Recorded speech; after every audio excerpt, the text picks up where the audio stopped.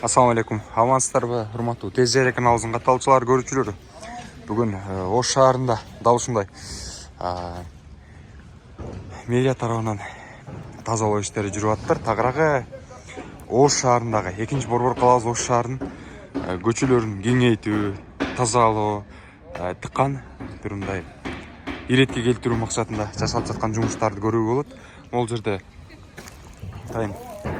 кээ бир кеңселер жол жакка чыгып кеткендигине байланыштуу же болбосо дарактардын эскинтерде өсүп кеткендиги туурасында айтылган экен. Көрүүчүлөр ошол туурасында кененирээк бул жакта чагылдырып көргөзүп берип коелу. Жасалып жаткан жумуштар боюнча азыр Ош шаарындагы жасалып жаткан жумуштар боюнча мына дарактарды кесүү жумуштарды аткаруу.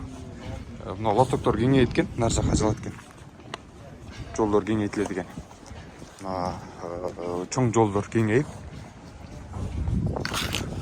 Ош шаарындагы жолдор кеңейтилет экен. Кечеги күнү мына Курман Жанатка көчөсү Алай мейманканасынан сол тарапка бурулган тилкеде, жалгыз тилкелүү жолдо, бир тараптуу жолдо могу Араганскийге чейинки, Кесилиш көчөгө чейинки жерде дарактарды кыркып, айрым тоскоолдук жараткан жерлери, айрым жерлерин мындай оңдоо иштери жүргүзүлүп атыптыр. Ал жерден дарактарды кыйып, бирок кыйынчылык жаратып калган.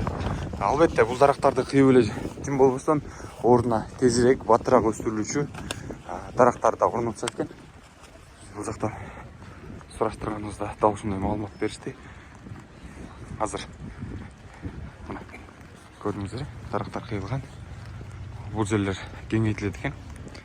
Кечеги күнү баштагы күндөрү бир жуманын ичинде мына жакынкы арада келген мэрибиз Ош шаарын таза, тыккан, жакшы иретке келтиребиз дебедиби? Ошол жумуштардын мына жүрүшү ушундай. Биз ушул жерден байкасак болот. Техникаларды тетиги жактан көрүп турасыздар.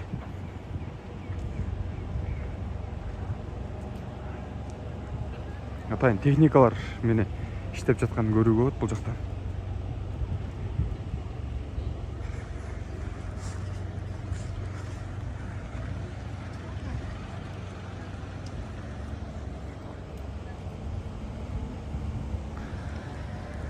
Бир кыскача маалымат берип коелу дедик, ырдактуу замандаштар. Ушул боюнчачы кененирээк сиздерге Ош шаарындагы жасалып жаткан жумуштар боюнча.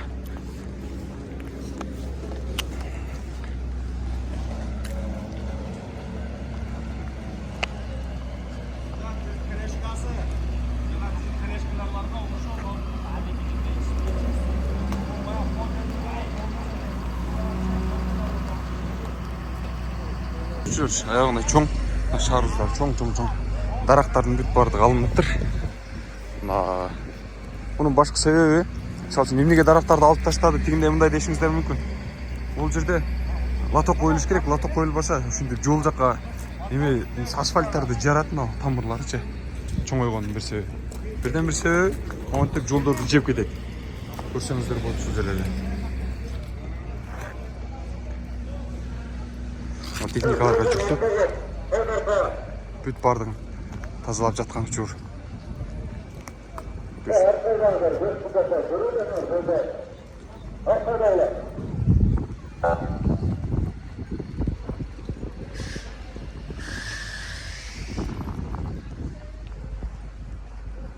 Бул жак болсо тазаланыптыр. Алайга мейманканасынан немеге чейинки жерлер. Ош мамлекеттик университетинин жанына чейинки жер тазаланыптыр, уже баштыналар кесилиптир, алыныптыр. Кыскасы ушундай. Буюрса жакшы жаңылыктар бар экен. Айрымдарыбыз дарактарды эмнеге алды, тигинде мындай дешибиз мүмкүн. Бирок анткени менен жолду кеңейтиш керек. Антпесе дарактарды таштап коюп өтүш кыйын да. Жолду кеңейтүүдө, кээ бир жасалчу жумуштарда. Мына көрдүңүздөр, тамыры менен азыр. Демек, бул кеңейет экен нарыраак. Кээ бир домдордун, үйлөрдүн бийик этаж кабаттуу үйлөрдүн түптөрүнө атайын сураксыз эле ар нерселерди орнотуп коюшкан. Ошолорду жылдырып жолду кеңейтишет экен. Тагыраагы жашалчу жакшы жумуштардын жыйынтыгы мына ушундан башталып атканын көрүүгө болот. Көрдүңүздөр,